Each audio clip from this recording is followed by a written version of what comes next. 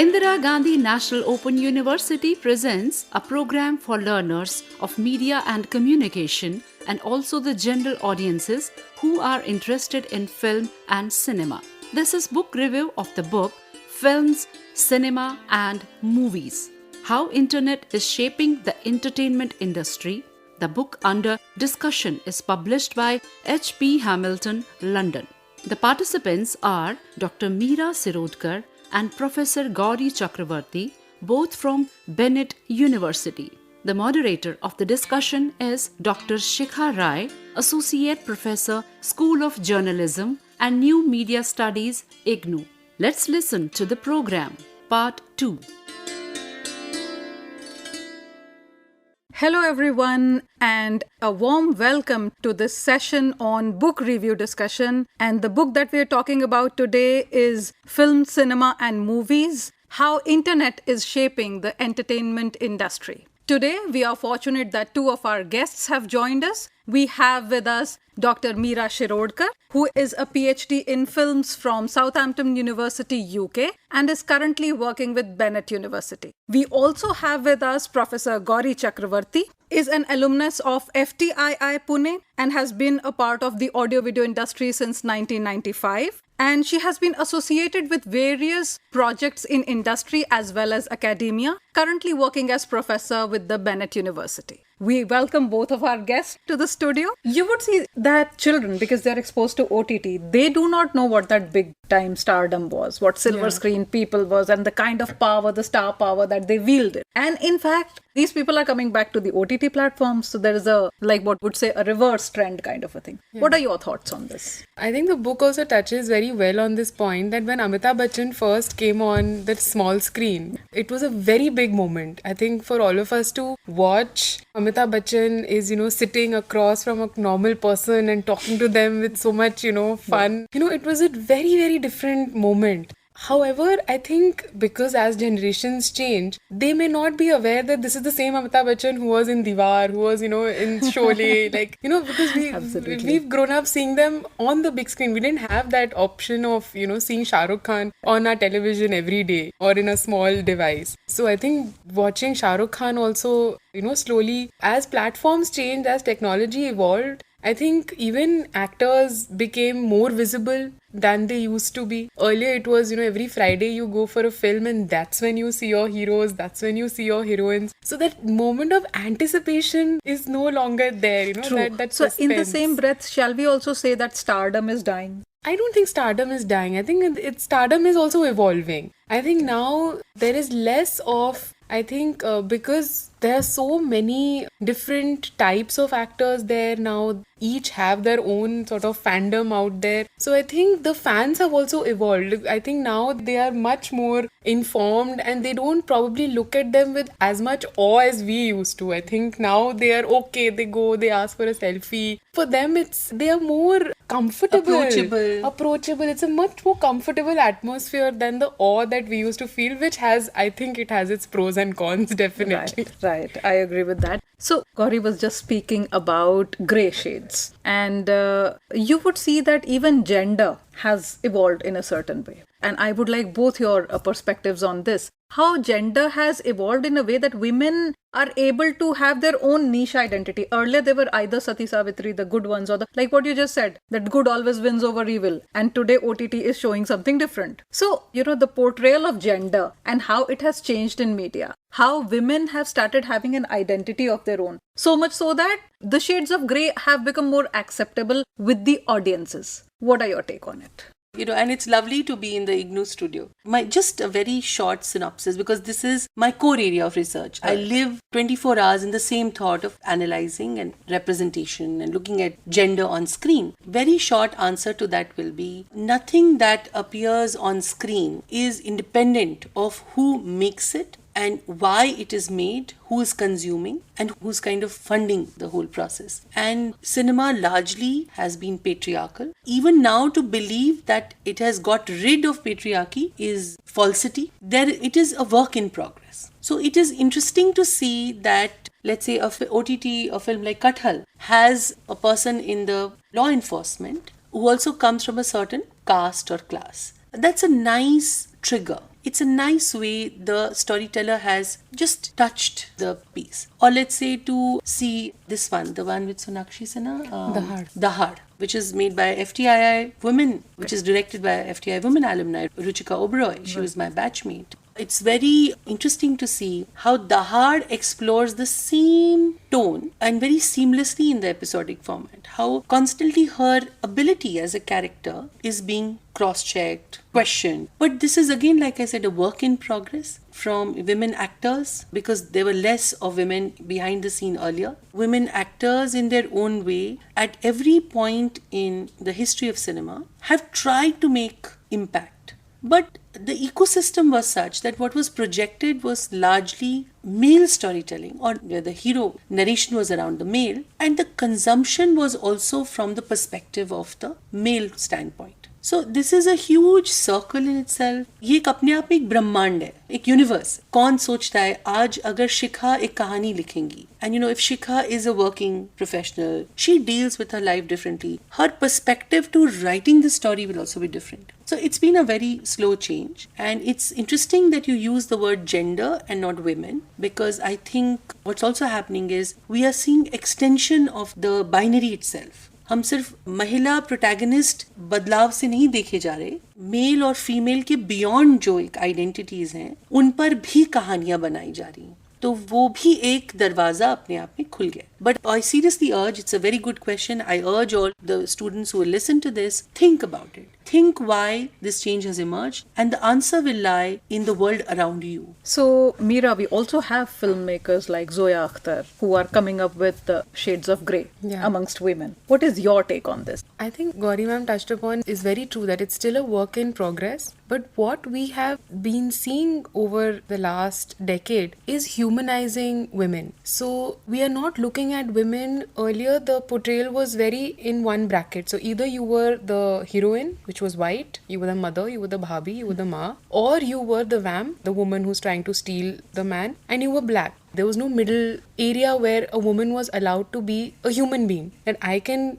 be good also on days that I choose to be, and I can be extremely angry and whatever my emotional canvas is. So now characters are being written as that these are human beings, whether they are men or whether they are women. They're equally prone to making mistakes, and they're equally prone to doing good if they choose to do so. So this idea of choice, the idea of highlighting that this is an individual. It is not a prototype that you should emulate. So as a human being, your journey is different, my journey is different. So and we respect both the journeys. We respect both the journeys. Yes. And you don't have to emulate that journey as an audience. Right. You can just see it as what it is and then just appreciate it for a human story. And I think that is a very good evolution from where we are coming from. So we can say that this is one milestone achieved as far as the gender is concerned. And that is Absolutely. And a lot of women writing scripts, a lot of women as assistant directors, a lot of women on the camera. These are also flags to Absolutely. put. So while this is one exciting area, and I would say that this is encouraging others to come to the foray and come up with their representations of identity in all forms. At the same time, what we see is because OTT is more of a private affair, consumption of OTT is a private affair, language has taken a hit. The kind of expletives that are used in language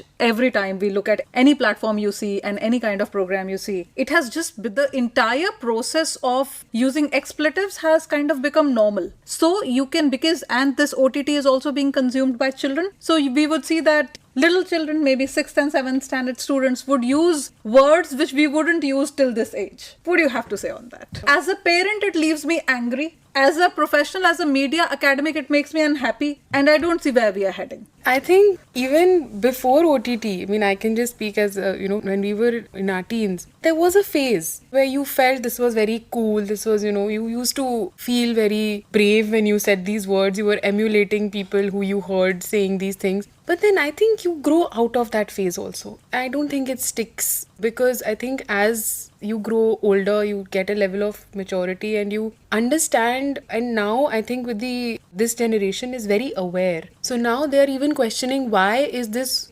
swear word only targeting women? So these are questions you have youngsters asking now. So they're not as unaware of the implications of what they're saying. So it might seem that, they're trying it out at a certain age, but slowly they will be asking those questions because the answers are also available in the public domain, which was not there 20 years back. Earlier. So there is that level of, aren't you aware of the fact that this is not something you should be saying because it's uncomplimentary to you as a woman, it's yourself. So I think that is also going to be a very big factor in this generation evolving. They're much more aware. Gauri ma'am, I think you will agree. So while we agree to that, don't you think it is normalizing the whole thing of saying things which should not be said in a cultured society? Don't you think so? So, without being like morally judging the content, my only view would be that, let's say, for example, Omkara and Vishal Bhardwaj. When you look at that film and there are moments where a village woman is swearing while she's cooking chapati, this is a natural way of talking. There, the characters spurting out that word does not seem like out of place. I think one also needs to point out is, are we using that language where it's needed, or is the maker specially planting it to make that content look very youthful? And saleable. True. So because we don't have great stories, probably we are selling it by use of such words. The other part of it is there should be great emphasis in families now more than ever to discuss content at home. We are only talking about cinema today, but your immersive technology is also taking you into gaming, which has a lot of violence. It may also have a lot of foul language. I'm not sure because I'm not so fond of it. But the fact is, more than ever, we need to sit together. We need to have conversations with our younger people. And they shouldn't be moral-based conversations. They just should be generic conversations which discuss the need of expressing your emotion with an expletive. Why would you need an expletive to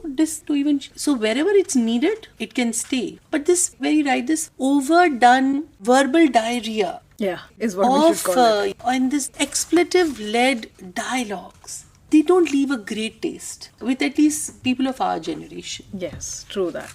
And language also defines a society, Shikha. Language defines a person. It's not about class, caste or, those kind of judgments. But the way we use our language defines what society we live in. So somewhere there should be some monitoring. So in fact, because we are catching them young, OTT is catching the kids young. And that too in the privacy of their own laptops, their own devices. So what they're consuming and what kind of effect it is having is something that we are not aware of at this point of time. Even if we talk of the adults, I mean, I've mentioned in this book that the CEO of one of the very important platforms, OTT platforms, says that we are competing against the most important aspect of human existence, which is sleep, and we are winning. So of late, what it is you consume all episodes, all seasons over the weekend, and then Monday to Friday again you're working. So probably this is more of machinization of humans in a way. And while we are looking at it, technology has started playing a huge role. Of course, OTT is all about technology. So how do you see the immersive technology and its use in OTT? I think anything that is done to an excess is going to have long-term repercussions. So I think there is definitely a growing concern among parents, even adults, that you're not getting those 8 hours of sleep, you're not getting any rest from screen time, because even when you are not watching something, you're working on a laptop. So we're always on screen.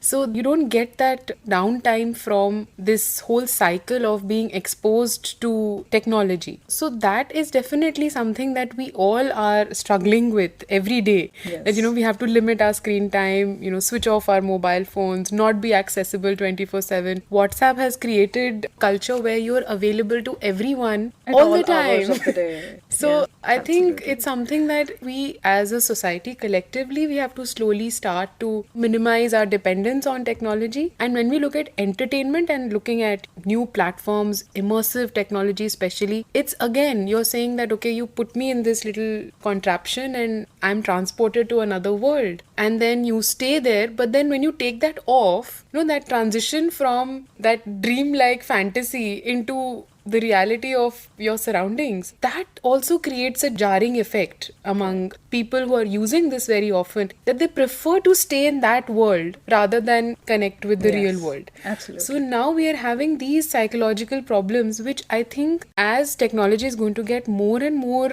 intrusive into our lives, an intrinsic part of our lives, we'll have to look at psychological answers as to how these habits and patterns need to be broken, how people need to understand that this is virtual reality, it's not reality, and distinguish between these things, and it'll have to individually come because there is no censorship, there's no stopping that usage. So, Professor Gauri, earlier when we used to socialize, it was more about meeting people, going out, understanding the other human being. Today, we are working with technology. The entertainment is also technology. So, everywhere it is an all technology world. Passing on the same question to you, what is your take on this? At the level of the individual and the family, what are we defining as entertainment? Going to a recital, a classical music recital is entertainment. But it is entertainment only if you build a culture where it is entertainment. So what's also happening is, I don't want to do technology bashing because I also feel that technology is really shaped a new world for us, and there are a lot of positives about it as well. But what I'm trying to say is that the balance between the original human kind of analog conversation, if I may call them that, will have to go along online identities that we have. So I think when we say digital literacy or media literacy, I think we also need to tell the consumer that you'll have to be a little more literate about what choices you're making. For example, I hadn't seen Bandish Bandits. People were recommending it one after the other. And the day I did see it, I complimented technology, the maker, the idea. So I think, Shikha, it's always going to be a mixed bag. And we'll have to carefully tread on it, but it also has to be complimented for what it's brought on our table. So, coming over to the next section, which is the more important, let us say, kind of section, because the consumer has become the king. How do you see the consumer patterns changing in times to come? Like, we have seen the way people are consuming it now, and we should say that it has not been given a lot of thought because there is no time which is fixed for it. Work and entertainment cannot be differentiated from each other by means of use of technology. So, where do you see we are heading? Because consumers have started creating content. So, Yes. from that perspective, what are your thoughts on this? So when we look at, there is so much content out there and available all the time that there is no break. Like earlier there used to be moment of pause. You had to wait for the next episode, or you had to wait a week. Now you don't even have to wait. If you don't get it on Netflix, you download it from somewhere. So there is no moment of pause, and there's constant exposure to content at all times, whether it's Instagram, whether it's Facebook, whichever platform you pick up, you are exposed to content all the time. So I think the consumers have so much variety, but at the same time, the consumers also reaching a saturation point. They might at some point to kind of make sense of the clutter around them, because it also creating, I think, a lot of clutter, because there is also replication of the same idea. Once something works, जैसे पहले होता था, that then we make 10 versions of the same thing. So that is also becoming part of this whole cycle, which I think eventually consumers only then break these cycles. I think whenever we have found that, a certain type of content is working so much that, this is what is going to happen in content, and then the consumers have broken that pattern. And then we go back to status quo, and then we want something new, or we want something different. From what existed. So I think that consumption cycle breaks itself and renews itself, and then it starts all over again. That's a very important aspect, and probably which leads us to the light after the tunnel. What's your take on it, Professor Gauri? So I would say that look at the world around us, it's all visually saturated. And initially, with the screen, we were in awe. We used to, the screen. And so it was a one-way communication. It used to be monologue of the person telling us something or communicating with us. I think what the new platforms or technology or immersion has done, it's created dialogues. So with multiple mediums, whether it's an Insta of a fan base of someone, or even content where you can respond to, or interactivity. In some cases, the content has options. Yes. That, take, so 1, 2, 3, 4 steps are going to be common. But at point 5, you can go in this direction and I can go in another direction. So at the moment has not been explored so much. That will be explored in the future. And this dialogue has also resulted in concept of feedback creation for those who are creating the content. So largely it's made it more democratic. It also makes the audiences feel more engaged, like a stakeholder. They are stakeholders to what is coming out on screens or what is being delivered. So, like when we talk about the culture that this is creating, culture as we all understand it is, if I would define it loosely, it is the cumulative sum of experiences that any society has amidst themselves. Now, here we are creating a culture of isolation where people are also interacting with each other through the digital platforms of those OTT platforms. So you have various memes doing the round. And then, like when we were writing this book and before this book, the researcher had also found, my research scholar Sonali Srivastav, she found that people have this FOMO, the fear of missing out. Which is this meme? What did I miss? So there is a different kind of a culture being created altogether in the way we were earlier and where we are heading. So how do you see the emergence of this culture? What do you think? Are there any foresights? Do you think it can lead to something which we should be aware of, we should be scared of, or which we should be looking forward to? I think sociologists, I'm sure, are keeping track of this. But as far as I understand culture, like I said, collective memory, value, education, I think the way entertainment is entering our homes is having a lot of effect on the way we as humans are engaging with each other. So in terms of the future, I think it's going to be a very complex world. We also must take into cognition that, let's say, we are a young country. About 60% to 65% of India is below 35 years of age. There are also predictions of mobile telephony reaching even areas which earlier probably were media dark for so long. So all this is going to create its own ripples in the way we engage with our surroundings. And culture is not just stagnant, it is evolving, it is dynamic. Cultural artifacts document and archive who we are today. So it's interesting to see in the future what will we then gaze on, because already our gazing has changed. Yes. From being monolithic, from being single pointed, it has become diverse. The diversity is being appreciated. But in the future, how will it then translate into something else?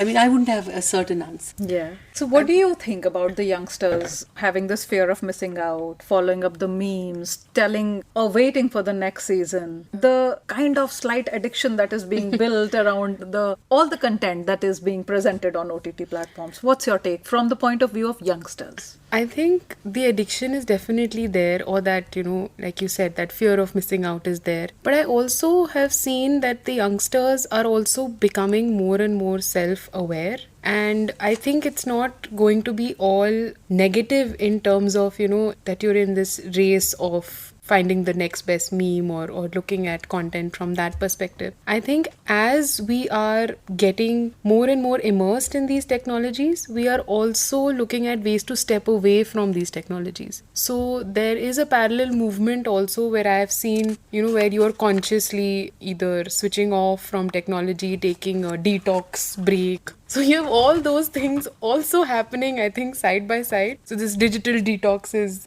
a thing now. So I think that's somewhere or the other, because there's so much information out there. It's not that these people are unaware of the repercussions that excessive technology will have on them. So they also are aware that, okay, we need to switch off also, it's affecting our health, so on and so forth. So with this self-awareness and also excess of information, I think consumers or the youngsters will have to eventually learn to find a balance. I have one last question, which is based more on experience. When you say digital detox, how do you really see it happening amongst various age groups? Like, it can be difficult for certain sections of people because they are engaged in their work. It can be difficult for teenagers because they just can't be unhooked from their devices. So do you really see digital detox happening, especially in a country like India, which is still new and is awakening, especially in the post-pandemic scenario, to the amazing aspects of technology? What do you have to say? I think it'll be a journey of a society. Right now, as you said, we are just exploring. So there's a huge explosion. Over time, there will be coming a peak and a trough. And let's hope that individuals and units, family units, find their own spaces of detoxing. But compliments to you for the book. the book really addresses a lot of points that are Thank needed you to be very talked about. much. And it was indeed a very engaging discussion. And I so feel that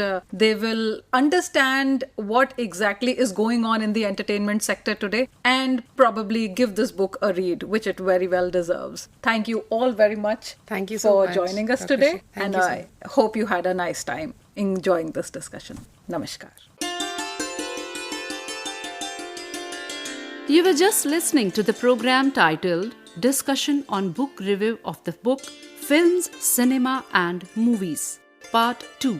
The participants were Dr. Meera Sirodkar and Professor Gauri Chakravarti, both from Bennett University.